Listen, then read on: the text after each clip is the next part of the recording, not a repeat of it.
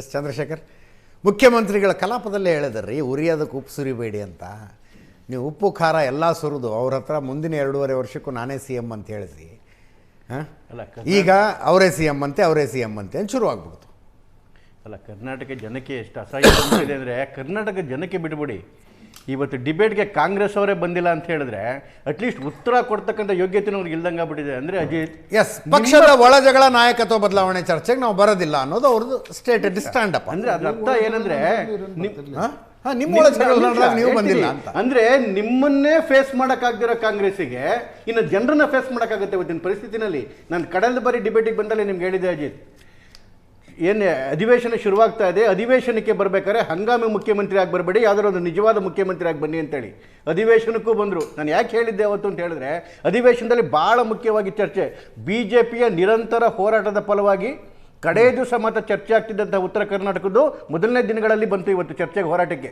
ನಾವು ಅಂದ್ಕೊಂಡ್ವಿ ಇದರ ಪರವಾಗಿ ಏನಾದರೂ ಉತ್ತರ ಕರ್ನಾಟಕಕ್ಕೆ ತುಂಬ ಅನುಕೂಲಗಳಾಗುತ್ತೆ, ತುಂಬ ಅನುದಾನಗಳನ್ನ ಘೋಷಣೆ ಮಾಡ್ತಾರೆ ಅಂತೇಳಿ ಭಾಳ ಒಂದು ಆಸಕ್ತಿ ಇತ್ತು, ನಮಗೊಂದು ಉಮೀದ್ ಕೂಡ ಇತ್ತು.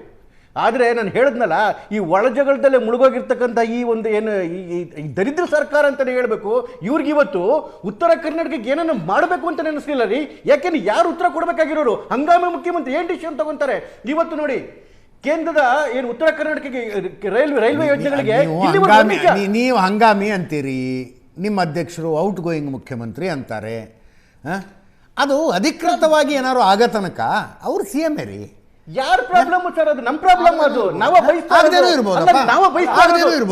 ಇರೋದು ಅಜಿತ್, ಮುಖ್ಯಮಂತ್ರಿ ಭಾಷಣ ಮಾಡಕ್ ಮುಖ್ಯಮಂತ್ರಿ ಭಾಷಣ ಮಾಡಕ್ ನಿಂತ್ಕೊಂಡ್ರೆ 6 ಜನ ಬರೀ ಮಿನಿಸ್ಟರ್ಗಳಿದ್ರಲ್ಲ, ಕೇವಲ 6 ಜನ, ಅದರಲ್ಲಿ 7 ಆಗಿ ಮತ್ತೆ 5ಕ್ಕೆ ಇಳಿತು. ಇದು ಇನ್ನು ಮುಖ್ಯಮಂತ್ರಿ ಪರಿಸ್ಥಿತಿ ಇವತ್ತು ಸದನದೊಳಗಡೆಗೆ. ಅಂದ್ರೆ ಇವ್ರಿಗೆ ಯಾವ್ದು ರೈಟ್ಸೇ ಇಲ್ಲ ರೀ, ಯಾರು ಗೌರವ ಕೊಡ್ತಿಲ್ಲ. ಏನಂತೀರಿ ಅವ್ರನ್ನ? ಕರ್ನಾಟಕ ರಾಜ್ಯ ರಾಜಕಾರಣದ ಇತಿಹಾಸದಲ್ಲಿ ಯಾವತ್ತೂ ನಡೆಯದೇ ಇರೋದು ಇವತ್ತು ನಡೀತಿದೆ. ಇವತ್ತು ಮುಖ್ಯಮಂತ್ರಿಯಾಗಿ ಗಟ್ಟಿ ನಿರ್ಧಾರ ಏನಕ್ಕೆ ತಗೊಳಕ್ಕಾಗಿದೆ? ಯಾರೋ ಹೇಳ್ತಾರೆ 5,000 ಕೋಟಿ ಹೊಡ್ಕೊಂಡು ಹೋದ್ರು ಗೃಹಲಕ್ಷ್ಮಿ ಇರೋದು. ಉತ್ತರ ಕೊಡ, ಯಾರು ಉತ್ತರ ಕೊಡ್ಬೇಕು? ಅದಕ್ಕೆ ಉತ್ತರ ಕೊಡ್ಬೇಕಾಗಿರೋ ಯಾರು? ಉತ್ತರ ಸಿಗ್ತಲೇ ಇಲ್ಲ. ಇವತ್ತು ನೋಡಿ, ಯಲ್ಲಮ್ಮನ ಗುಡಿಗೆ 213 ಕೋಟಿ ಕೇಂದ್ರದಿಂದ ಸ್ಯಾಂಕ್ಷನ್ ಆಗಿದೆ, ಯೋಜನೆ ಶುರುವಾಗ್ತಾ ಇಲ್ಲ. ಕೆರೆಗಳಿಗೆ ಕೇಂದ್ರದಿಂದ ಬೆಳಗಾವಿ ಕೆರೆಗಳಿಗೆ 50 ಕೋಟಿ ರೂಪಾಯಿ ಸ್ಯಾಂಕ್ಷನ್ ಆಗಿದೆ, ಕೆಲಸವೇ ಶುರುವಾಗ್ತಿಲ್ಲ. ಉತ್ತರ ಕೊಡ್ಬೇಕಾಗಿರೋರು ಯಾರು? ಇವತ್ತು ನೋಡಿ, ಉತ್ತರ ಕರ್ನಾಟಕದ ಅಧಿವೇಶನ ಮೇಲೆ ಅಲ್ಲಿಗೆ ಇದು ಬಿಡುಗಡೆ ಮಾಡಬೇಕಿತ್ತು, ಪ್ರಶ್ನೆನೇ ಇಲ್ವಲ್ಲ. ಮಹದೇವಪ್ಪನವರು ಸಚಿವರೇ ಹೇಳ್ತಾರೆ 39,000 ಕೋಟಿ ದಲಿತರ ಹಣವನ್ನು ವರ್ಗಾವಣೆ ಮಾಡಿದೀವಿ ಅಂತ ಹೇಳ್ತಾರೆ. ಯಾರು ಉತ್ತರ ಕೊಡಬೇಕು? ಯಾಕೆ ಎಲ್ಲರೂ ಮಿನಿಸ್ಟ್ರುಗಳು ಒಬ್ಬೊಬ್ಬರನ್ನೇ ಅವ್ರಿಗೆ ದಿಕ್ಕು ಬಂದಂಗೆ ಮಾಡ್ತಾ ಇದ್ದಾರೆ ಅಂತ ಹೇಳಿದ್ರೆ, ಕೇಳೋದಕ್ಕೆ ಗಟ್ಟಿ ನಾಯಕತ್ವವೇ ಇಲ್ಲ ಇಲ್ಲಿ. ಒಂಥರ ಹೇಳಿದ್ನಲ್ಲ, ಸತ್ತೋಗಿರ್ತಕ್ಕಂಥ ಸರ್ಕಾರ ಹೋಗಿದೆ ಜನರ ಪಾಲ್ಗೆ. ಇವತ್ತು ನನಗೆ ಒಂದು ತುಂಬ ಆಶ್ಚರ್ಯ ಆಗೋದು ಅಜಿತ್, ಈ ಇಂದಿರಾ ಗಾಂಧಿ ಅಂತ ದೊಡ್ಡ ಲೀಡರ್ ಇದ್ದಾಗಲೂ ಕಾಂಗ್ರೆಸ್ಸಲ್ಲಿ, ರಾಜೀವ್ ಗಾಂಧಿ ಇದ್ದಾಗಲೂ, ಸೋನಿಯಾ ಗಾಂಧಿ ಇದ್ದಾಗಲೂ ವಿಪರೀತ ಬಂಡಾಯ ಇತ್ತು ಕಾಂಗ್ರೆಸ್ಸಲ್ಲಿ. ಈ ರಾಹುಲ್ ಗಾಂಧಿ ಬಂದಾಗ ಬಂಡಾಯ ಹಾಕಿಲ್ಲ ಅಂತ ನನಗೆ ಭಾಳ ವ್ಯಕ್ತ ಬಂದ್ಬಿಡ್ತು. ನೋಡಿ, ಇಂದಿರಾ ಗಾಂಧಿ ಟೈಮಲ್ಲಿ 67-68ರಲ್ಲಿ ನಿಜಲಿಂಗಪ್ಪನವ್ರು ಬಂಡಾಯ ಮಾಡಿದರು, ಆಮೇಲೆ ದೇವರಾಜಸ್ಸು ಬಂಡಾಯ ಮಾಡಿದ್ರು 78ರಲ್ಲಿ, ರಾಜೀವ್ ಗಾಂಧಿ ಟೈಮಲ್ಲಿ VP ಸಿಂಗ್ ಬಂಡಾಯ ಮಾಡಿದ್ರು, ಸೋನಿಯಾ ಗಾಂಧಿ ಟೈಮಲ್ಲಿ ಮಮತಾ ಬ್ಯಾನರ್ಜಿ ಬಂಡಾಯ ಮಾಡಿದ್ರು, ಶರದ್ ಪವಾರ್ ಬಂಡಾಯ ಮಾಡಿದ್ರು. ಈ ಪುಣ್ಯಾತ್ಮ ಇಷ್ಟು ವೀಕರು ರಾಹುಲ್ ಗಾಂಧಿ ಇಷ್ಟೊಂದೆಲ್ಲ ಮಾಡ್ಬೇಕಾದ್ರೆ ಬಂಡಾಯನೇ ಇಲ್ವಲ್ಲ. ಯಾಕೆ ಅಂತ ಹೇಳಿದ್ರೆ, ಅವರೆಲ್ಲ ಬಂಡಾಯ ಮಾಡಿದ್ರಲ್ಲ, ಸ್ಟೇಟಲ್ಲಿ ಸ್ಟ್ರಾಂಗ್ ಲೀಡರ್ಗಳಾಗಿದ್ರು. ಇವತ್ತು ಸ್ಟೇಟಲ್ಲಿ ಲೀಡರ್ಶಿಪ್ಪೇ ಇಲ್ಲ, ಸತ್ತೋಗ್ಬಿಟ್ಟಿದೆ ಅದು. 3 ಜನ ಇದ್ದೊಬ್ಬ ಒಬ್ಬ ಲೀಡರು, 4 ಜನ ಇದ್ದೊಬ್ಬ ಲೀಡರು, ಅವರಿಬ್ಬರೇ ಹೊಡೆದಾಡ್ತಾ ಇರ್ತಾರೆ. ರಾಹುಲ್ ಗಾಂಧಿ ಅವರ ನಾಯಕತ್ವದಲ್ಲಿ ರಾಜಸ್ಥಾನದಲ್ಲಾಯ್ತು, ಮಧ್ಯಪ್ರದೇಶದಲ್ಲಾಯ್ತು, ಉಳಿದಿರೋದೇ ಅಲ್ಲಿ. ಇನ್ನೆಲ್ಲಿ ಉಳಿದಿದ್ದಾರೆ ಅವರು? ಕರ್ನಾಟಕದಲ್ಲಿ ಇನ್ನೆಲ್ಲ ಉಳಿದಿದ್ದಾರೆ. ಅದೇನೆ ಇವರಿಬ್ಬರೇ ಹೊಡೆದಾಡ್ತಿದಾರಲ್ಲ, ಎಲ್ಲಿ ಉಳ್ಕೊಂಡಿದೆ ಲೀಡರ್ಶಿಪ್?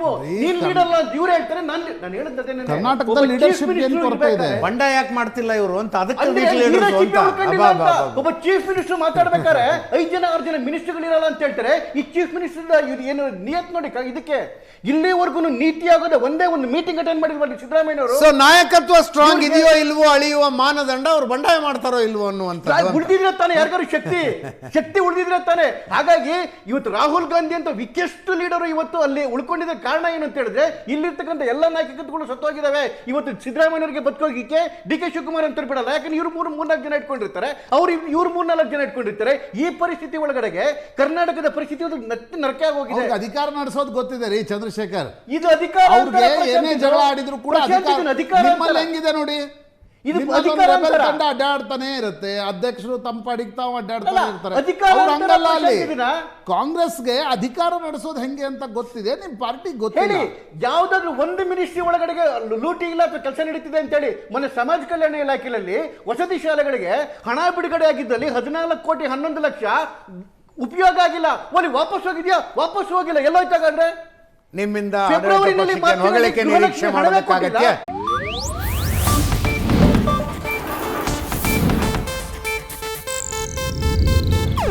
ಇದು ಏಷ್ಯಾನೆಟ್ ನ್ಯೂಸ್ ನೆಟ್ವರ್ಕ್ ಪ್ರಸ್ತುತಿ.